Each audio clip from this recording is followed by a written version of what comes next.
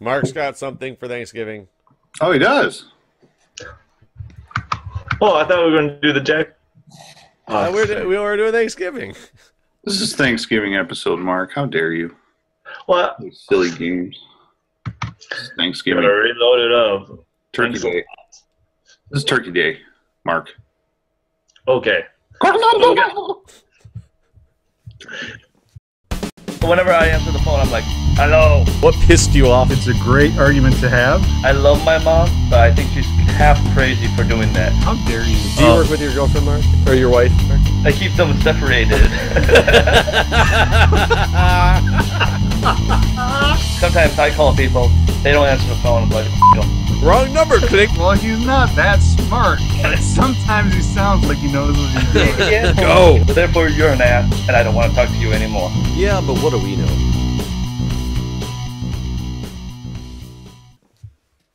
Want to know a random fact about that gobble noise?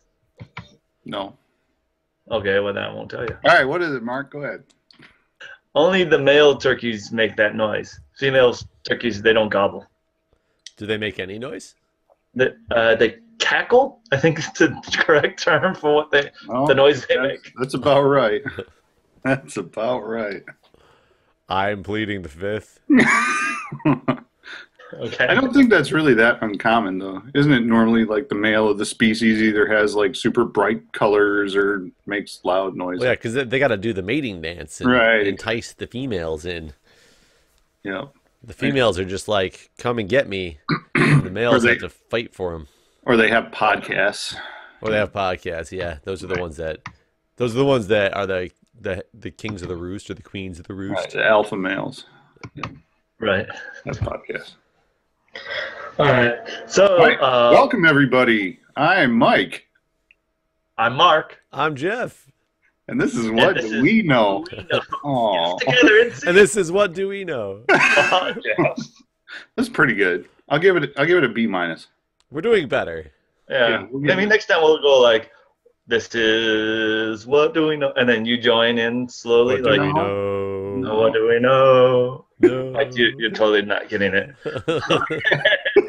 we would lose listeners for sure. For sure. All right, guys. So I have a bracket of foods, Thanksgiving foods. Okay. Wait, I did that last year. Yeah, I was gonna say, wait, weren't you creating something? He's like, I found these people that did this Thanksgiving bracket that looked pretty fun.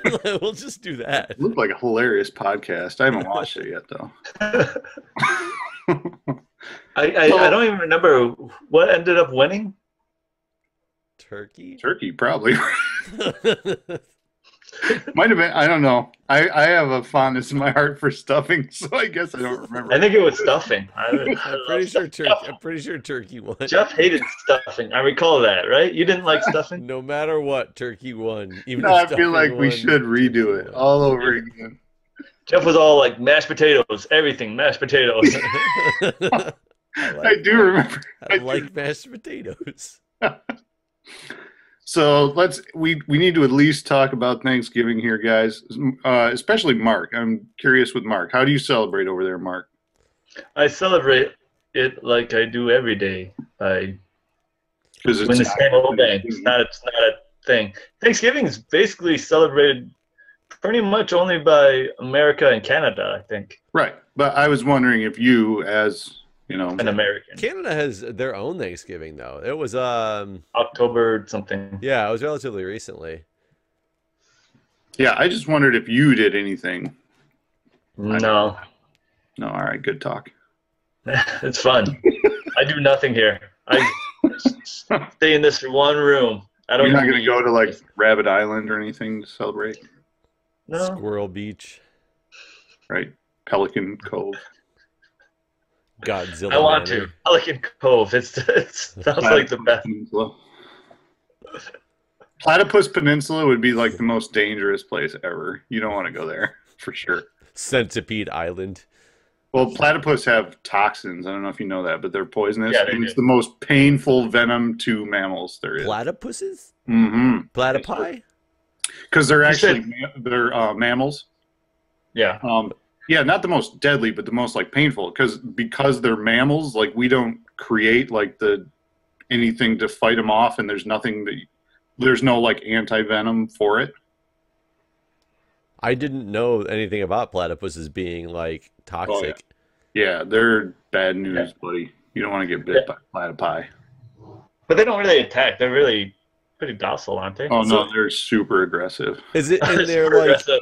Is it in their bite or is it in their like skin? No, it's the glands underneath their like paws or whatever like that. I know about platypuses. Bangs. Platypis. Well, why did humans miss out on getting to like have some cool like, oh, I scratch you, but at the same time I inject a venom into you? I feel like we have hypodermic needles that we can do that with. So yeah, artificially, but We'll use our minds, Jeff. Some of us minds. That's how we kill. Right. No, I mean, like I've heard that our teeth, like our bites, are pretty bad for like diseases and stuff. Like you could kill someone biting them. So like if I You can, but that's just because of the bacteria that we carry. right, if but I were like, to bite a it's worse platypus, than it would yes. If you bite a platypus, they will die. Nice. That's what I'm saying. While your Take mouth that. hurts like hell from right. the Well, toxin. yeah. Well, I'm in agonizing pain for weeks. Really long time. It's a really long time too that lasts, I think.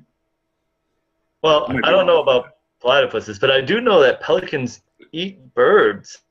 I just found that out. Like it's Pelicans pretty eat horrific video. Yeah, they'll swallow like basically huge other birds, and basically you can see them fighting in their like skin mouth or whatever you call those Skin that wobble. Right. That Yeah, they're like it's just double like chin. awful. And I'm just like after learning that like frogs can eat birds or squirrels or something like that, finding out that other animals eat other animals in such a fashion is quite shocking to me, I think. Well, Don't trust it's always crazy to me, like when you see, like the maybe boa constrictors. I don't know, those huge snakes like eating crazy stuff, like alligators. I remember seeing one of those. It was either a boa or a python or whatever that ate an alligator. I'm like, whoa, that's a crazy animal right That's there. pretty cool. Actually, I had a discussion with one of my Australian friends that are also expats here in Japan, and he was showing me a video of a boa constrictor eating an alligator, and all I could think of was like after the boa constrictor eats the alligator, it probably isn't very mobile, so it's like just ready to be another meal for another alligator. So it's like a cycle that sort of continues. And his theory was, well, yeah, but eventually you get something like a turducken. Like you'll get an alligator and you go to cook it, and it's like seven different layers of meat. Another alligator inside it. Wow. Yeah. Be delicious, probably. Because the meat would already be partially like dissolved, so it'd be soft and kind of Yes, that's what tender. That's what makes it. Be tender and juicy. Oh, How why don't we have Very that for digestive Thanksgiving? That's the real question. You don't even have to chew it because it's already halfway Right. digested. You can just drink it. Delicious. Drink boa alligator. It'd be awesome. actually, like, have you ever had one of those turduckens or anything similar to like meat stuffed in meat kind of deals? Not like a turducken. I've had like beef wrapped with beef or beef wrapped with bacon. There is Mhm. essentially Of course, like beef that's and good. pork. Bacon and chicken. And actually, I'll try to remember, no promises. I'll try to remember to, when I edit this video, to put a picture of Thanksgiving turkeys past. But I've wrapped Thanksgiving turkeys in past. bacon before and cooked them that way, and they were delicious. That sounds. How about- That does sound good. Super healthy. What Turkey Future though? That's when they go to your grave, Mike. You did this. Well- You did this. Yeah, I don't know if I'm going to wrap the turkey in bacon this year. If I do, well, it actually would be after this podcast aired anyway, so I'm not going to take a picture of it. But, right? Because this podcast is going to air on Wednesday. Right. It'll air the day before Thanksgiving. Right. So, yeah. So you guys can't look at my turkey this year. No. You just have to wonder. Maybe you can put a picture up of it No. brining. No, I'm not gonna. Not even brining? Absolutely not. But it's gonna brine. No brining. No brining I don't. happening. In my opinion, brining doesn't even help a turkey. I think the skin is too thick for the brine to actually take effect. This- But Alton Brown claims it's okay. I was gonna say, like, all the major chefs say it does. I generally do it, I guess. So I don't know. Maybe you don't add enough salt, Jeff. Maybe you're like, it just tastes like water. Possible. You know what? Actually, I just had an awesome thought. So to see my bacon turkey, I'm going to post it to Facebook and Twitter. So if you're a listener who does not go to our Twitter or Facebook pages, you're going to now, if you want to see a bacon turkey, do it. Do it, people. Bacon. Do it. Yes. Just do it. That's right. Do it. All right, proceed. What were we talking about? I don't know. You had something. I did? Okay. Well, no. Well, Shock. Like, what? Since No, when?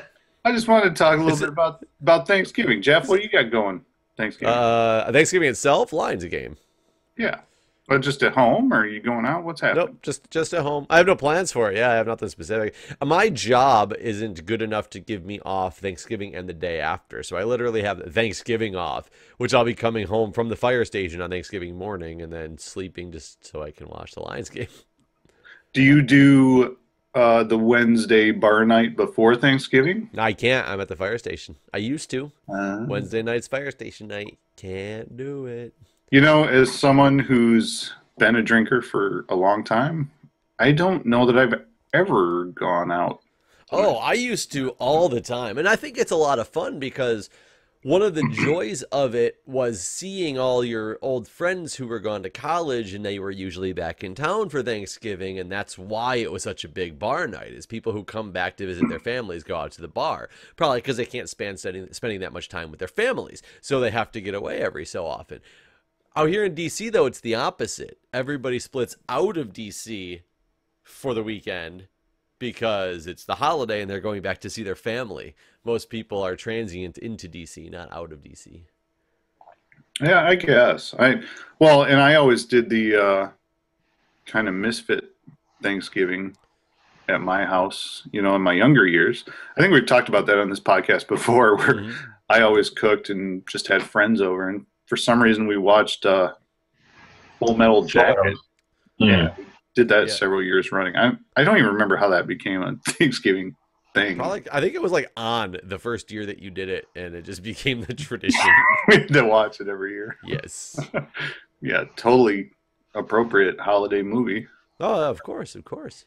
But yeah, we had some good times at those Thanksgivings. No, actually, last year, I believe, because I don't even know if we'll celebrate Thanksgiving on Thanksgiving this year. I think we're planning on it the Saturday after Thanksgiving. And last year we did the same thing, and I actually was playing the DVR'd Lions game while we were eating dinner just to make it have the feeling of Thanksgiving. Well, we have actually kind of dodged every family obligation this year, which is nice because that's challenging sometimes. So how did you pull that off, though? It's a lot of blaming my oldest daughter and her scheduling conflicts. Yes, blaming on your daughter. That's a good strategy. Oh yeah, just saying, I'm not sure she can make it because she's got dinner with so and so on this day, and for us to drive up would be a lot of hassle and this, that, and the other thing. So, but anyways, we managed our way out of that. So it's just sort of Thanksgiving dinner, with the family at home. I don't know if we're going to be hanging out with some neighbors. I don't really know what's going to happen. I know Brian, who was nice enough to step in, help us out on the last podcast. Well, Jeff was off. You were in Seattle, right? I was in San Francisco. Oh, I told everyone you were in Seattle. So you're a liar. I mean, that's all there is to it. He was not. But I now understand why that podcast got a thumbs down. Oh, right. Zing. Okay, this podcast, I want one thumbs down. Just one, though. Just one. No. But anyways, so Brian and his wife are going to be in Michigan over Thanksgiving. So I know they're coming over someday. I'm not sure if they're having Thanksgiving with us or it's going to be the day after. I don't know. Is there a time where you decide this is the year I want to have my family? Like I'm going to host everyone over at your place. Have you ever done that where you're like, screw it, going to people's houses, I'll have them over at my place? So I don't feel like I'm in an awesome position to talk about this. So, well, because, all right, so. Way to open up the can of worms, Mark. Well, it's not a can of worms. I've talked about my family on this podcast before. Like, so my family is the one where my 5-year-old son has a birthday party, and my dad, who lives 2.5 hours north of here, can't make it down without stopping in Flint to get drunk before he gets here at 11 o'clock in the morning. And you have my mom, who will not come down without her weird boyfriend, who is also drunk when he gets here, and my sister rides with them because she's been drinking since 8 a.m. So I'm sensing a theme here. I'm gonna party exactly. with your family, Mike. Yeah, I'm not hosting my family to anything. I think you should host and live stream it. That would be an entertaining episode. Yeah. Now my wife's family, my wife is one of 6 kids. Yeah. And I'm going to get this wrong, but her dad is one of 7, I think, and her mom is like one of 6 or something like that. And they're all sort of, well, not all, but a lot of them are in like the Lapeer, Flint area. There's a lot of them kind of hanging around. So we on several occasions for like Christmases and things, like we've hosted parties at my house with her family. But because they're just so big and a lot of them are Catholic and have a lot of kids of their own, like it's just sort of a family that sort of does their own sort of thing. And 2 of Carrie's siblings and her parents are actually in Houston, Texas. So it kind of is what it is. Everybody up here is kind of older and established and has their own kids and does their own thing. And like we invited Carrie's aunt, who's also her godmother. But she had plans already with Carrie's oldest sister, so it's just sort of a thing. Every once in a while, some of Carrie's family will come around, but mine can't be bothered with travel, and frankly, we're happy for it. That sort of. Yeah, actually, me too. I can't convince my family to come here to Japan for Thanksgiving, strangely. No. I would think they used it as a good excuse to go to Japan. Why not? Yeah. Has any of your family come out to Japan? Not to Japan. Well, actually, I guess my wife's family sort of came to Japan, but I actually was in Korea at the time, so that worked out, I guess. Didn't your brother come to Korea?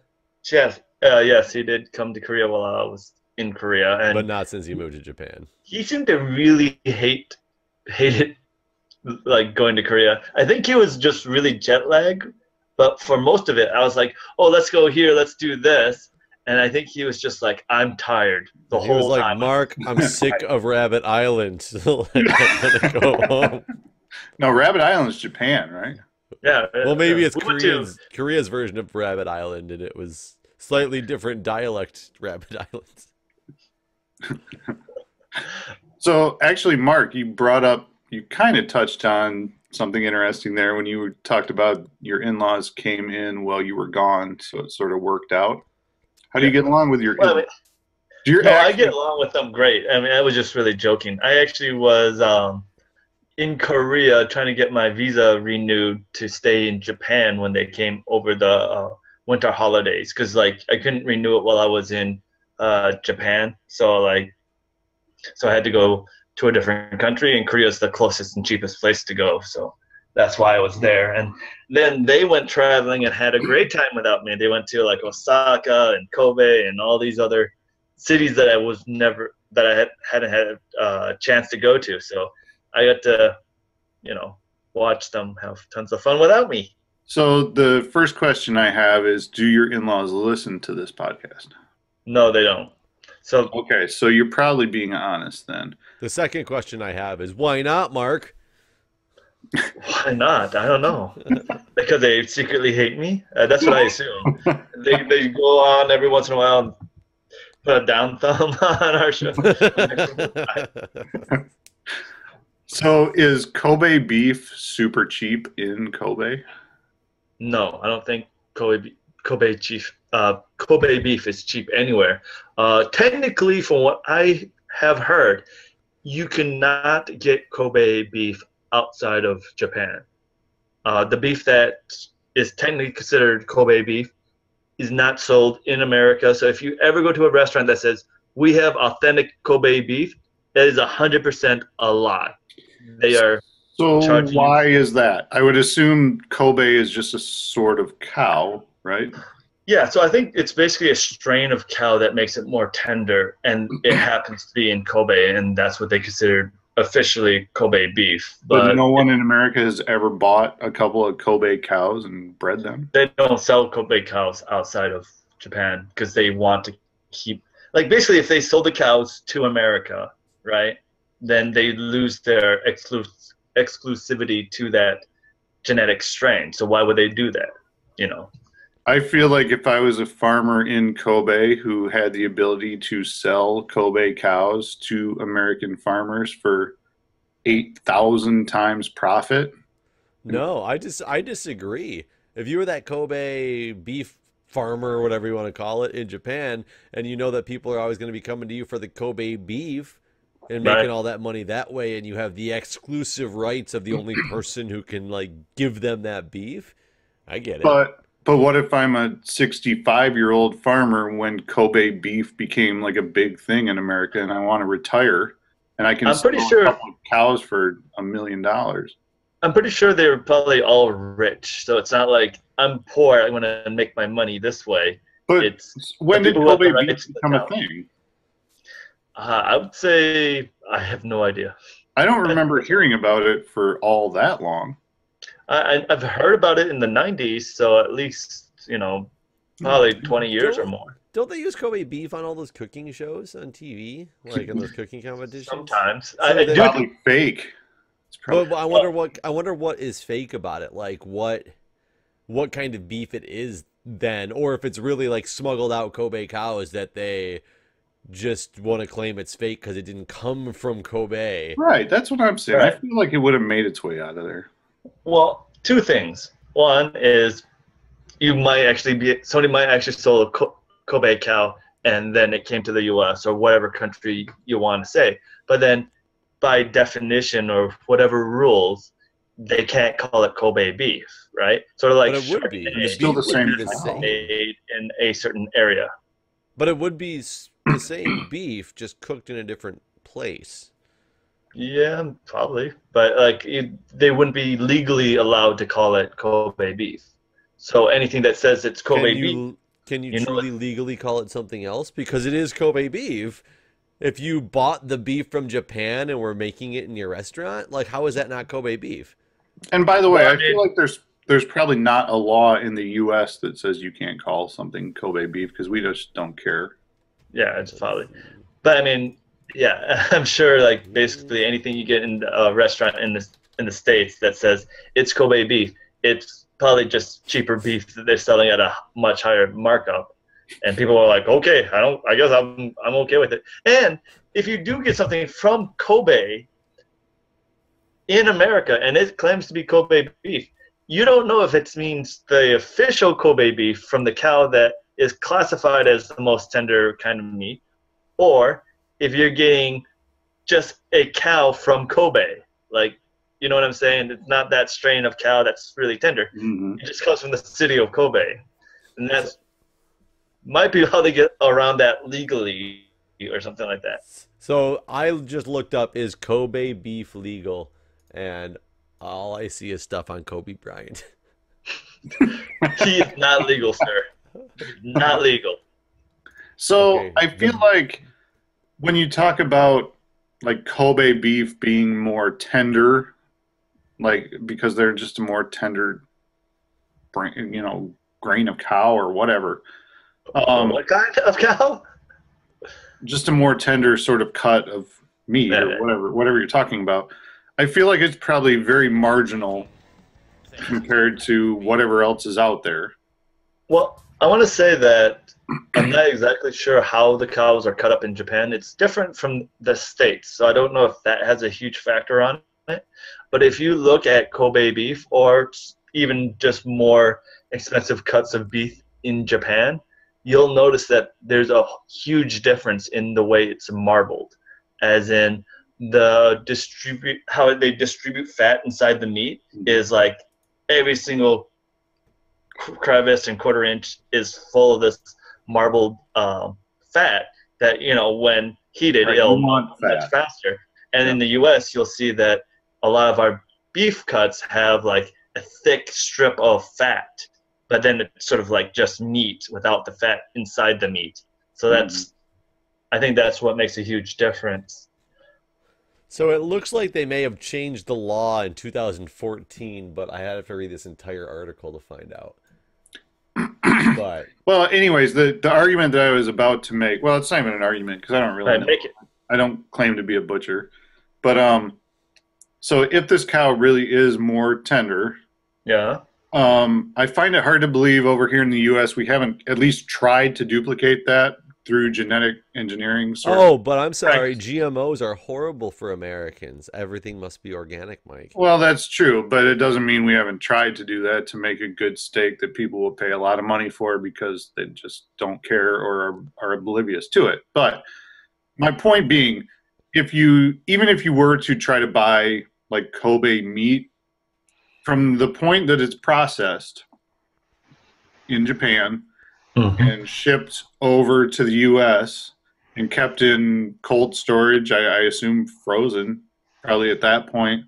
Like, you're not even talking about like a fresh steak. So how much better is it going to taste than, just a really good filet mignon that you can get here? But that's under the assumption that if you eat a Kobe beef steak in Japan, that they go out in the back, they shoot the cow, they cut a steak right there and throw it on the grill for you. I mean, it's always going to be stored somewhere until you order it. Well, I guess that's kind of my point, is it really that much better that you want to pay top dollar for? I've never had it. I don't know. But looking at the marbling of it, I would say possibly. I would say that because I had Kobe steak, and it was very tender and it was really good. And probably, I don't know exactly which cut I had of the meat because, like I said, in Japan, they slice up the cow differently than in the U.S. So I can't say this is a porterhouse, this was a flank, this was the tenderloin. I got Kobe beef. It could have been like the left toe for all I know. Or one of the left toes. But it was really tender. And we compared that with just steak from Kobe. And that also was really tender. So just basically cows from Kobe, I would say tastes really, really good. It doesn't have to be probably the official one. For my wife and I would say that the official Kobe steak was more tender. But the other steak from Kobe that we also got probably had a little bit more flavor. So it depends on how you like your steak. I guess I need to try one at this point because I know I had a filet mignon at a restaurant when I was in Maui, which I don't remember it being advertised as Kobe, but I guess Maui is not that far from Japan, so I suppose it's possible, but I don't remember it being called a Kobe filet mignon. It was absolutely delicious. Like I far and away, if you ever ask me what my favorite thing I've ever eaten in my life was, it was that steak. Like I so clearly remember how good that steak was. So I guess I'm trying to sort of imagine a scenario where I have a steak that is, head and shoulders better than that. I'm having trouble doing that. See, when I was in Hawaii, I guess I didn't get my filet mignon was not that tasty. Well, you were young. I remember when you went to Hawaii. I was young, yeah. I was a senior in high school. Granted, you're right. My steak palate at that point was not as, bye, Mark. Uh-oh. There, Oh, there, there it is. there he is. Yes, you moved positions on my screen now. You Sweet. jumped to different spots, like, Sorry um, about but the my steak palate was not refined. Granted, it's not necessarily 100% refined now, but I definitely have a much more understanding of good flavor than I did then. But yeah, it was I would have rather had like a New York strip from Outback Steakhouse at the time. It's not that it was bad, it just was nothing impressive. Well, and see, that's kind of where I was going with this. Was you were young, and I don't know how much you spent on the steak, but my wife and I were there on our honeymoon. Probably not much. Yeah, that's exactly what I'm saying. My wife and I were there on our honeymoon, so we were spending big on everything. Right. And for that meal, we ate, number one, it was at a restaurant that was like, shirt and tie kind of restaurant. We got out of there with just the two of us, for dinner and a couple of drinks for just under $200. And it was an amazing steak. It was so good. Like when they talk about food melting in your mouth, like I didn't really know that was a thing until I ate this steak. Like it almost like hit your tongue and almost just dissolved on its own. It was so tender and awesome. It was great. But I mean, it could. See, the thing is, like, I also think there's other factors in play. One, a tenderloin, which is not necessarily a cut that you eat as steak on average. So that, of course, is going to be a lot better than most of your other steaks. But also location. You're spending a lot of money on it, so your mind probably plays a lot of tricks also. So I don't know, because I mean, there have been studies that have shown that if you give people the two same cuts of whatever, and then you just like prep their mind a little bit, they could taste vast differences on different things. Like you're talking about GMOs, people giving carrots saying this is GMO, this isn't, this is organic. They could like tell huge differences. So I'm not questioning you, Mike. I'm just saying it might be a little bit of I just spent $200 on this steak. This is the best steak of my life. Well, I will definitely tell you that I've cooked a top sirloin before that was better tasting than any other steak I'd ever had because it happened to just be cooked in that perfect way and seasoned just right that it was so good. And I've had a filet mignon or a New York strip or something that was Yeah. Well, and in fairness, my wife and I, if we are really going out for, an anniversary or something like that, like it's not unheard of that we go to a steakhouse and we spend over $100 on a meal, just the two of us. So it's not like I've never had, decent steak before, but it was that much better. I remember it for sure. You ever been to a Fogo de Chao? A what? A Brazilian. It's a Brazilian barbecue joint. Like it's a common chain of them. Is Fogo de Chao. I've heard of it. Oh my God, it's like $52 a person. Granted, when I live in DC though, that's not a big deal. That's like relatively standard for a meal. If you're talking from where you're at, Mike, you're like, yeah, $52 a person is probably a lot. But for me, that's like an average priced meal, and it is all you can eat freaking meats. Like just people coming to your table and just like, oh, you want more? Here's chicken. Here's sirloin. Here's filet mignon. So they have one. I forget what it's called, but it's called a Brazilian steakhouse, is what it's called. It might be Texas. There's like Texas something or other is another popular chain for a Brazilian steakhouse. Apparently, Gaucho Steakhouse is what it's called. Okay. And it's literally they give you this card, and on one side of it is green and the other side is red. Yep. And you leave the card green side up, and the servers will stop at your table, and just every server has a different like giant skewer of different meat. It's so amazing. So there's a salad bar, but who bothers with that? I did the first time I went, and it was my mistake because then I wanted so much steak, and at the end I felt bad because I had to throw a lot of it away because my eyes were bigger than my stomach, and there was so many different cuts of steak coming by. I couldn't decide, and I wasn't going to tell you not to come by now because you might never come back. Steak and fish and pork and chicken. There was no fish. Oh, it was awesome. I don't think there was any fish at Fogo de Chao when I've been there. They had fish at this place. Interesting. Not much, but they had some. We went to my wife and I. We went to a summer place, but it was with pizza. But this is while we were in CC's Japan, Pizza?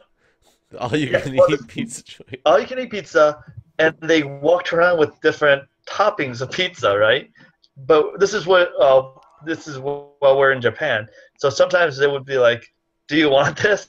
And I'm always open to trying new things, and it'll be like, "Oh, a shrimp topping with mayonnaise," or this one will be with corn and pastrami or something. It's just like some different kinds of toppings that you don't usually have, like dessert pizzas and stuff would come by and like, oh, that tastes like a s'more. This is good pizza. Yeah, you never know what's gonna taste good until you actually try it, I guess. Banana and mayonnaise sandwiches, I think, pretty much have the negative. Negative. It was one of the things that people could donate for at our live stream event, and that happened a lot, and most people did not like them too much. Banana and mayonnaise. Banana mayonnaise sandwich. Did you eat hot peppers and stuff like that? I as well, did. There's two of us that ate hot peppers. That was one of them. What's the hottest one that you ate? Habanero.